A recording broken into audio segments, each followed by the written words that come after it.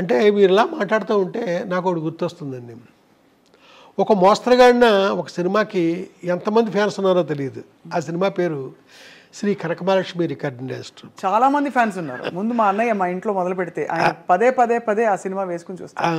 అది ఆ సినిమాకి అమెరికాలో అది ఎంతమంది ఫ్యాన్స్. అవును, మీకు సంగతి తెలుసా? చెప్పండి సార్. 23 రోజుల్లో తీశాను ఆ సినిమాని. Only 23 days. ఎలా సార్? అంటే ఇప్పుడు కెమెరాలు అయ్యి ఇలా వచ్చేసి కదా ఆన్లైన్, అప్పుడు లేవు కదా. ఆ రోజుల్లోనే 3 కెమెరాలు పెట్టి మొత్తం ఫుల్ సాంగ్ రిహార్సల్ చేయించేసి 3 కెమెరాలు పెట్టి సౌండ్ స్టార్ట్ చేసి ఎండేసరికి పాట అయిపోయింది. అబ్బో, అప్పుడు ఆ రోజుల్లో.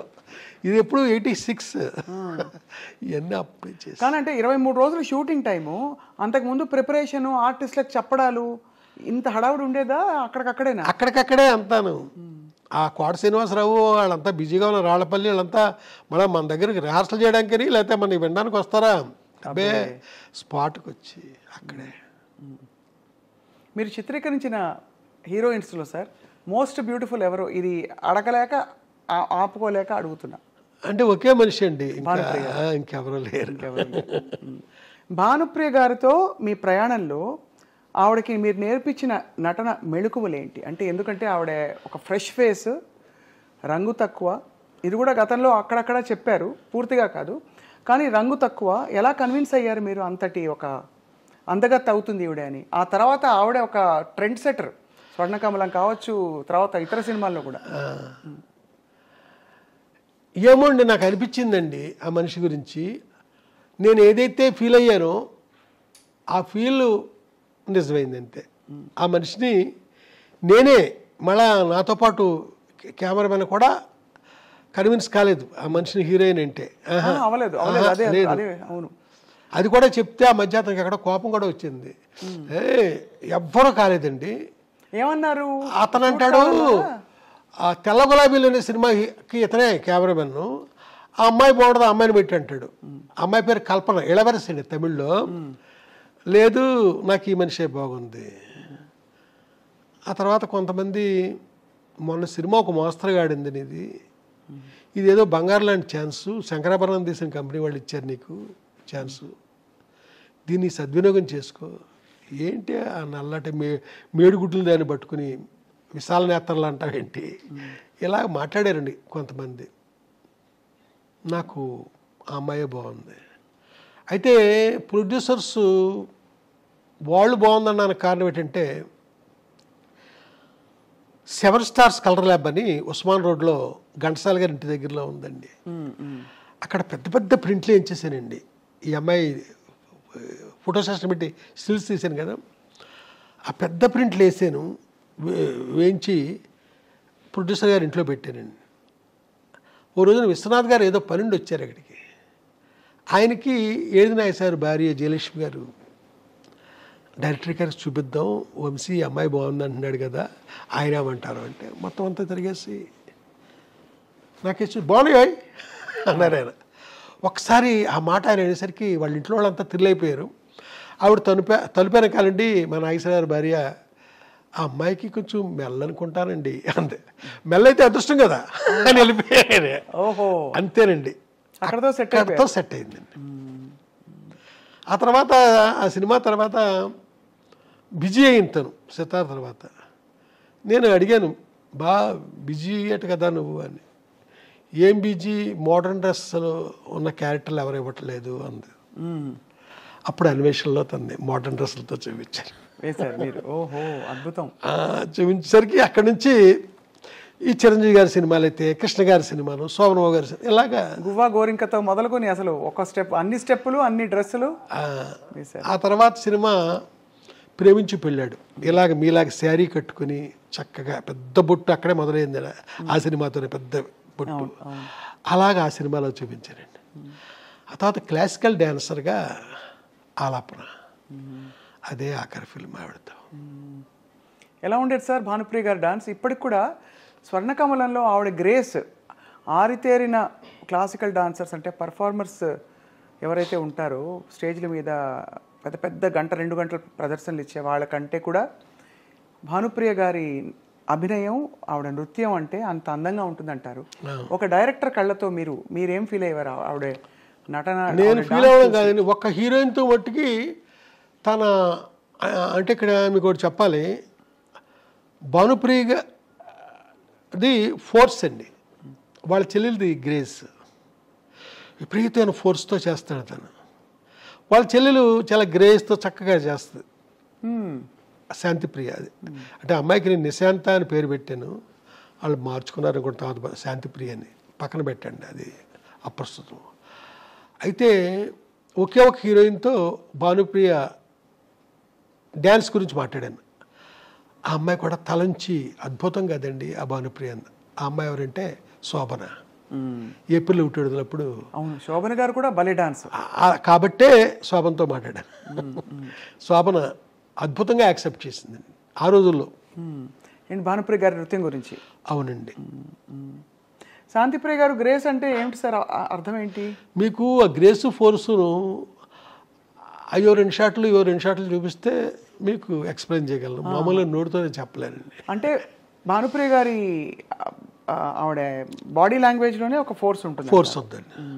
ఆ చెల్లెలు చాలా గ్రేస్గా గమాత్తుగా నవరంగులో ఆవిడలాగా అలాగా ఆ అమ్మాయి ఆడద్దండి. అందులో ఒక లాలిత్యం, ఇందులో ఒక రకమైన గగురుపాటు, రెండు. కానీ ఏదేమైనా సార్ భానుప్రియ గారు, వంశీ గారు భానుప్రియ గారిపై చిత్రీకరించిన పాత్రలు, యాంగిల్స్ కావచ్చు, ఫ్రేమ్స్ కావచ్చు, అది నిజంగా ఒక పెయింటింగ్లా ఉంటుంది సార్.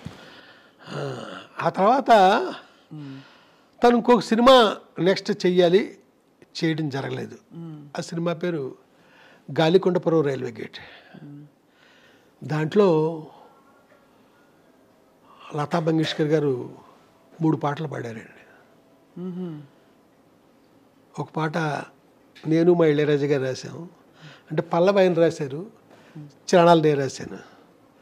ఇంకొక పాట మహర్షి సినిమాలో కొత్తతన ఛాన్స్ ఇచ్చాను, అద్భుతమైన పాట, సుమం ప్రతి సుమం సుమం. అయ్యో చాలా బాగా, ఏం పాట సార్ అది మా ఫ్రెండ్తో రాయించాను, అదే ఫస్ట్ ఛాన్స్ అండి. అది ఆయనతో 2వ పాట రాయించాను, 3వది వేటూరు గారు ఎవరో రాశారంటున్నారు.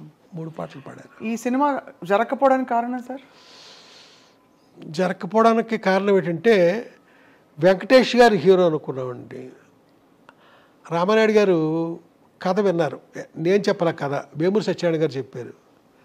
విని ఇది హీరోయిన్ కనపడుతుంది ఆ కథ అంతాను, మా అబ్బాయిని ఒక కమర్షియల్ హీరోగా నేను ఇచ్చేద్దామని కొత్తగా తీసుకొచ్చాము, మా అబ్బాయి ఇలాంటి వాటిలో యాక్ట్ చేస్తే కాదు కదా. ఆ తర్వాత ఇది హిచ్కాక్ సినిమా లాంటి సినిమా కథ, ఇది డైరెక్టర్ పేరు వస్తుంది, లేదా హీరోయిన్ పేరు వస్తుంది, మా అబ్బాయిది ఏముంది దీంట్లో, ఏమైనా మంచి కథ పట్టరండి, ఇది వద్దు ఆయన అన్నంతో ఆ ప్రొడ్యూసర్లు.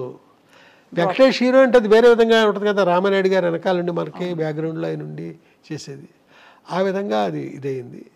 ఆ తర్వాత భానుప్రియ కాకుండా విజయశాంతిని కూడా అనుకున్నాం, తర్వాత ఇటు కాకుండా సినిమా ఆగిపోయింది. ఈ సినిమా ఆగిపోయింది. తర్వాత భానుప్రియ గారితో మీరు పనిచేయడం జరగలేదు కదా సార్? లేదండి, జరగల. అదొక గొప్ప అంటే ఇప్పుడు నేను తొందరలో సినిమా చేయబోతున్నాను, దాంట్లో ఒక అమ్మవారి క్యారెక్టర్ ఉందండి. ఆ అమ్మవారు ఒక నల్లటి రాయిలో సూపర్ ఇంపోజ్ అయి కనపడుతూ ఉంటుంది అంతే, బయటకు వచ్చి కనపడడం అనేది లేదండి, అక్కడక్కడ అలా కనపడుతూ ఉంటుంది. అది అమ్మవారి గెటప్పులో ఓన్లీ క్లోజప్ అంతే. అది భానుప్రియ అనుకుని నేను కథ రాశాను, అది ఆ వద్ద ఫ్యూచర్లో చూడాలి అంతే. మీకు ఆ రాయిలోనే కనపడుద్ది, బయటకు వచ్చి కనపడే ఏమీ లేవండి. బ్లెస్ చేస్తూ ఉంటే చాలా ఇంపార్టెంట్ క్యారెక్టర్. ఆ రాయిలే, ఆ నల్లటి రాయి అండి, అక్కడ భానుప్రియ గారి పాత్ర ఉంటారు. తన క్లోజ్ సూపర్ ఇంపోజ్ అయ్యి ఉంటుందండి. అక్కడ ఆ అమ్మవారి పేరు పొంతలో ముసలమ్మ తల్లి. పొంతలో ముసలమ్మ తల్లి. అంతేనండి, తప్ప ఇంకా మనకి అక్కడ అడిగారా సార్ భానుప్రియ గారిని? అంటే లేదండి, ఆవిడతో మాట్లాడి ఆవిడ చూసే ఒక 35 ఏళ్ళు 38 ఏళ్ళు అయింది ఆవిడ చూసి. ఆవిడతో ఇప్పుడు మాట్లాడింది కూడా ఎప్పుడు లేదండి, వాళ్ళ నెంబర్లు కూడా నా దగ్గర లేవు. రేపొద్దున ఆ సినిమా ఇప్పుడు మెటీరియలైజ్ అవుతుంది, ప్రొడ్యూసర్లకు కూడా చాలా ఇష్టంగా ఉన్నారు వాళ్ళు. ఆ తర్వాత ఏం జరుగుద్దో నాకు తెలియదు. ముందు ప్రేక్షకులు అందరూ ఇష్టంగా ఉంటారు సార్. అప్పటి హిట్ కాంబినేషన్ మళ్ళీ ఇలాగైనా సరే అంటే ఈ విధంగానైనా మళ్ళీ తెరపై ఎప్పుడు మనకు ఆ రాయిలో సూపర్ ఇంపోజే కనపడద్దు, మనిషి మామూలుగా బయటకు వచ్చి కనపడదు, కనిపించరు. అదే అదే అదే బట్ చాలా వైటల్ ఇంపార్టెంట్ క్యారెక్టర్ అండి. ఆ క్యారెక్టర్ లేకుండా ఉండాలి. అంతా కాదు, అక్కడక్కడ తను ఆ క్యారెక్టర్ లేకుండా మీకు అక్కడ సీన్ లేదు, ఆ సీన్ లేకుండా ఈ కథ లేదు. వంశీ గారికి మరి అంత అందమైన హీరోయిన్లు ఎలా ఉన్నా కూడా అంత అందంగా చూపించిన వంశీ గారు, మరి మీకు ఈ తరం హీరోయిన్లు నచ్చుతారా సార్? మరి నేను ఈ మధ్యకాలంలో సినిమా చేయలేము, మళ్ళీ ఇప్పుడు చాలా కాలం తర్వాత చేయబోతున్నాను, చూడాలి నచ్చేలాగా. ఏమనిపిస్తుంది ఇప్పుడు చూస్తున్న సినిమాలు? మీరు సినిమాలు చూస్తారు కదా సార్? బలే అంటే నేను థియేటర్కి వెళ్ళి చూస్తానండి. థియేటర్కి వెళ్ళి అన్ని చూస్తారా? అన్ని ఈ మధ్యకాలంలో వచ్చిన చాలా సినిమాలు, చాలా మంది హీరోయిన్లు చూస్తుంటారు. ఈ మధ్యకాలంలో నాకు బాగుందంటే కా అనే సినిమా వచ్చింది కదా, ఆ అమ్మాయి నాకు బాగుంది. అంటే ఆ సినిమా తప్ప ఇంకెవరు నచ్చలేదు సార్ పెద్ద? ఇప్పుడు మనకి బొక్కుని మీకు అడిగారు కాబట్టి వెంటనే స్ట్రైక్ అయింది. ఇప్పుడు బాగా మీకు డాన్స్ మీద మీరు దృష్టి పెడతారు, బాడీ లాంగ్వేజ్ మీద పెడతారు కాబట్టి సాయి పల్లవి. అయ్యో అమ్మాయి అద్భుతం, అసలు మాట్లాడొద్దండి. శ్రీలీల బాగుంటారండి వాళ్ళంతా. సాయి పల్లవి అంటే అసలు నేను ఇంకో మాట మాట్లాడండి నేను. అవునా సార్? అంటే అమ్మాయిలో గ్లామర్ అది కాదు, అద్భుతమైన పర్ఫార్మర్ అమ్మాయి, మామూలు పర్ఫార్మర్ కాదు, చాలా అద్భుతం. ఎంతో మంది మనకి గుర్తొస్తారండి, చాలా అద్భుతమైన. సార్ మీ ప్రయాణంలో మీరు ఇంత భావుకులు, ఇది ఉండబట్టుకోలేక అడుగుతున్నా, మీకు ఎందుకు బ్యాగులు ఇష్టం అని ఎలా అడిగితే అడుగుతారు. మీ స్త్రీలతో మీ సంబంధాలు ఎలా ఉండేవి చిత్ర పరిశ్రమలో?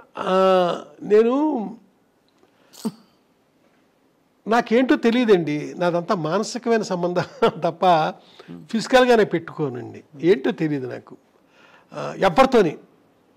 నాకు ఓ హీరోయిన్ అని ఏదో చాలామంది చెప్పుకుంటారా, ఆ మనిషితో సైతం నాకు ఫిజికల్గా నాకు ఎవరితోని సంబంధాలు లేవు. కానీ మీకు ప్రేమ కలుగుతుందా? అదేంటో అండి, మనిషి మీద ఒక ఇష్టం. ఇప్పుడు సినిమాలు ఉదాహరించడం చాలా పెద్ద ఇదిగా ఉంటుంది, బాగోదు. మానసికంగా నేను ఇష్టపడడం తప్ప ఇదేం చేయను. ఒకసారి ఒక ఇన్సిడెంట్ జరిగిందండి, బ్యాంకాక్ వెళ్ళామండి. కొందరు రైటర్స్తో పాటు బ్యాంకాక్ వెళ్ళాల్సి వచ్చింది ఒక అతను కలవడానికి, ఓ హీరోని. నాతో పాటు వచ్చిన ఒక యంగ్ రైటరు ఒక రూమ్ చూపించి, ఈ రూమ్లో పలానా డైరెక్టరు పేరు చెప్పనండి, 5 అమ్మాయిలతో ఒక రాత్రి గడిపాడండి. నేను అసలు అది విన్నాను కానీ నేను ఏమాత్రం నాకు అది సహించలే, ఏమాత్రం ఆ మాట శబ్దస్ఫోరకంగా నాకు అనిపించలే. నేను ఆ రకం కాదండి, ఎట్టి పరిస్థితుల్లో కాదు. అంటే ఇది అడగడానికి నేపథ్యం కూడా సార్, ఇది ఏదో మీ వ్యక్తిత్వం గురించి అడగడానికి అని కాదు సార్, తప్పట్టుకోకండి దయచేసి. మీరు ఎలా అడిగినా పర్లేదు, బట్ అంటే కానీ అంటే మీ ఇంత భావుకత ఉండే వంశీ గారికి సహజంగానే అంటే మీరు సృష్టించే పాత్రల మీదైనా మీకు ప్రేమ వచ్చేస్తుంది కదా? అవునండి. ఇప్పుడు సితార కావచ్చు, తర్వాత మీరు చెప్పిన అన్ని సినిమాల అందరు హీరోయిన్లు అంత అందంగా ఉన్నారు, ఒక్కొక్క సినిమాలో ఒక్కో తీరులో. సో అప్పుడు వేవ్ లెంగ్త్ అంటే కనెక్షన్ ఎవరితో కలిగి ఉంటుంది మీకు అని? అప్పట్లో మీరు అన్నట్టుగా ఒక హీరోయిన్తో ఎక్కువ మీ పేరుని జోడించారు, కానీ నేను ఇంకెవరితోనే నాకు అలాంటి లేదు. ఇప్పుడు వాణి విశ్వనాథ్ ఉంది, 2 సినిమాలు చేశాను నేను, అంతే, అంతవరకే. శోభన నాకు చాలా అద్భుతమైన వ్యక్తిత్వం, ఇది కలిగిన మనిషి, అంతే, అంతవరకే. ఇలాగ ఏ హీరోయిన్ తీసుకోండి అంతవరకే, అంత మించి. మానసికంగా కూడా ఇంకా నేను ఇంకొక మనిషి జోలికి నేను వెళ్ళలేదండి, వెళ్ళబుద్ధిలే. ఇక్కడ ఒక మనిషిని మర్చిపోతే ఎడుదేమో, అప్పటికి ఎప్పటికీ మర్చిపోకుండా ఉండడం, అలాగే మనసులో ఉండిపోయారు అంతే, అంతవరకే. మళ్ళా ఇంకొక అడుగు ముందుకి కూడా వేయనండి నేను. సార్ ఇలాంటి ప్రేమ వంశీ గారికి కలిగినా ఎవరికి కలిగినా, నాకైనా ఆయనకైనా మనిషి లేకపోవడం బాధ ఉంటుంది కదా సార్. ఆ బాధను ఎలా సమాధానపరుచుకుంటారు? ఏమని చెప్పుకుంటారు మీకు మీరు? ఈ మనిషి నాకు ఇష్టం, ఈ మనిషి నాతో లేరు. ఏమండి ఇది ఒకటి చెప్తానండి, నిన్న ఒక ఫోటో చూశానండి. ఆ ఫోటో ఎవరిదంటే జమున్ గారిది. నేను డైలీ శుభోదయాలు పెడుతుంటారండి. అవును, ఫేస్బుక్లో కాదు, మామూలుగా పంపించేవాడిని మీలాంటి ఫ్రెండ్స్కి, మీకు కూడా పంపిస్తాను నేను. పంపిస్తారు సార్. అలాగే కొంతమందికే ఆ పంపించేటప్పుడు ఇప్పుడు మా వర్మ, చిరంజీవి వర్మ అని అతను, అంటే ఇప్పుడు నా తాలూకు యూట్యూబ్ ఛానల్ అంతా చూసేది అతనే. అతను ఫేస్బుక్లో కూడా పెట్టేస్తున్నాడు ఈ శుభోదయాలు.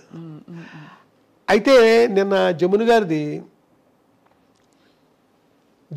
లేకపోయినా ఆ మోగ మనసులో గౌరీ నా గుండెల్లోనే ఉంది అనేదో రాశానండి అన్న. ఆ శుభోదయం అనగా రేపటిలో వస్తుంది సార్. ఫేస్బుక్లో మీరు పెడుతున్న, అంటే మీరు పంపిస్తున్న శుభోదయాలు ఫేస్బుక్లోకి వస్తున్నాయి. అందులో సరే జమున గారిది పెట్టడం ఒక ఎత్తు అయితే, ఒక రొట్టె ముక్కలు అమ్ముకునే ఒక ఫోటో పెట్టి అక్కడ తమిళంలో ఒక ఏదో రాసి ఉంటే దానికి అంత స్పందన రావడం ఏంటి? వీళ్ళు మళ్ళీ మా పసలపూడి రావాలి అని చెప్పి వచ్చే రామారావు అని మీరు రాశారేంటి అనే ఒక ప్రశ్నకి ఏం చెప్తారు సార్? ఏమైందంటేనండి, చాలామంది వేరే విధంగా రియాక్ట్ అయ్యారండి. మీ పసలపూడిలో ఆ రామారావు అనేవాడు బిస్కెట్లు అమ్ముతాడని రాశావు, చూస్తే అది తమిళ అక్షరాలు రాసిన తమిళనాడు ఫోటో, అది ఏంటిది అని ఇలాగా అడిగారండి. నేను చెప్పేది ఏంటంటే, నా చైల్డ్హుడ్లో నేను నిక్కర్లు వేసుకుని తిరిగే రోజుల్లో రామచంద్రపురం నుంచి, మాకు పక్కనే ఉన్న 2 కిలోమీటర్స్ దూరంలో ఉన్న రామచంద్రపురం నుంచి నిక్కరో చొక్కా వేసుకుని రామారావు అనే ఒక అతను వచ్చేవాడు. వచ్చి మా ఊర్లో ఆ రొట్టి బిస్కెట్లు అమ్మేవాడు. ఆ అమ్మినప్పుడు చూడండి కొన్ని బిస్కెట్లు ఇరిగిపోతాయి ముక్కల కింద. మాలాంటి పిల్లల్ని పిలిచి అందరికీ పంచిపెట్టేవాడు అతను. ఆడ పెడతాడేసి పరిగెట్టుకుంటూ వెళ్ళేవాళ్ళం మేము. ఈ ఫోటో చూసిన నాకు, ఈ తమిళ అతను ఫోటో చూసిన నాకు ఆనాటి రామారావు గుర్తొచ్చాడండి. గుర్తొచ్చి నేను అలా పెట్టాను. అలా రామారావు గుర్తొచ్చాడు నాకు, అలాగా నేను రాయడం జరగలేదు. దాంతో ఈ తమిళ ఫోటో పెట్టి మా పసరపొడిచిన రామారావు అని రాస్తావా అనేసి కొంతమంది కొంచెం కాంట్రవర్షియల్గా ప్రవర్తించారు. నా ఉద్దేశం, నా బాల్యంలో నేను అప్పుడు చూసిన రామారావు నాకు ఇప్పుడు గుర్తొచ్చాడు అని నేను ఆ వాక్యం నిర్మాణం చూసారా, అది సరిగ్గా జరగలేదు. అది అంటే మీ కవి హృదయం వాళ్ళకి అర్థం కాలేదు. కవి హృదయం అంటే ఇక్కడ కవి హృదయం కాదండి, నా స్పష్టత లేదు నేను చెప్పిన దాంట్లో. ఇది ఆనాడు నాకు ఆ రామారావు గుర్తొచ్చాడు ఇతను చూశాక అంటే పాపం ఎవరో మాట్లాడరు. అవునవును. నేను రాసిన దాంట్లో ఆ స్పష్టత లేకపోవడం వల్ల జనం నన్ను అపార్థం చేసుకున్నారు. ఈ ఫేస్బుక్ సాధ్యమైనంతగా నేను కరెక్ట్గా అన్వయించేలాగే నేను చెప్తానండి. శుభోదయం ఏది పెట్టనియండి, నా జీవితానికి అది అన్వయించినప్పుడే నేను దాన్ని తీసుకుంటాను తప్ప పొరపాటుని, లేకపోతే పలానా స్వప్న లైఫ్లో ఇలాగా అది కూడా నేను చెప్తాను, పలానా రామారావు రాజబాబు అలాగా అని చెప్తానండి. ఇక్కడ మట్టుకి అలా జరిగింది.